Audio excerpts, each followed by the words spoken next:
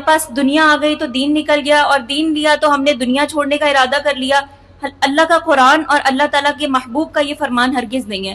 اللہ سورۃ القصص میں فرماتا ہے اور جو کچھ اللہ نے تمہیں دیا ہے اس میں آخرت کو تلاش کرو اور دنیا میں اپنا حصہ نہ بھولو. یعنی اللہ تعالیٰ نے ہمیں بیلنس کا ایک ایسا نظام بتایا، نہ دنیا کا حصہ بھولو اور نہ آخرت کا حصہ بھولو، دونوں حصوں کو لے کر چلو. اور اسی طریقے سے جیسے کہ آپ کو بتایا کہ مدرسے میں انویسٹ کریں، اپنے بچوں میں انویسٹ کریں، آپ کے پاس کوئی ٹیلنٹ ہے اس ٹیلنٹ کو انویسٹ کریں اللہ کی راہ میں، یہ آپ کے لیے صدقہ جاریہ بنے گا. اللہ تعالیٰ نے آپ کو بولنے کی قوت دی ہے، اس قوت کو ایسے کام میں انویسٹ کریں جہاں پر آپ کے بولنے کا فائدہ ہو. فضول باتیں تو ہم پورا پورا دن کرتے ہیں، وہ باتیں اللہ اور اس کے رسول صلی اللہ علیہ وسلم کی کیوں نہیں ہو سکتی. اسی طریقے سے اگر آپ کو لکھنے کا ملکہ حاصل ہے، کتابیں لکھیں.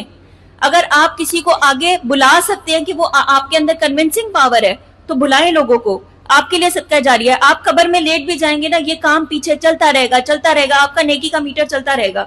تو یہ جو اولاد ہے نا، یہ آخری وقت میں مال کے پیچھے دوڑتی ہے کہ کتنا ورثہ پیچھے چھوڑ کے گئے ہیں. لہٰذا اپنے لیے صدقہ جاریہ خود کریں. اللہ قرآن میں فرماتا ہے مما رزقناہم ینفقون، ہم نے جو تمہیں دیا ہے نا اس میں سے خرچ کرو. اللہ فرما رہے کہ میں نے تجھے دیا ہے، اب اس مال میں سے خرچ کر. وہ مال بھی ہو سکتی ہے، اولاد بھی ہو سکتی ہے، اور آپ کا ٹیلنٹ بھی ہو سکتا ہے. تو آپ لوگوں سے التماس ہے، ریکویسٹ ہے، خدارا اپنے لیے کچھ نیکی کا کام کر جائیں، اپنے لیے اپنے آپ سے محبت کر کے چلے جائیں. اور یہ پھر وہی بات کہ فقط چند ایگزامپلس تھیں، بہت ساری ایگزامپلز ہیں، خود کو مثالی بنائیں. وما علینا الا البلاغ المبین.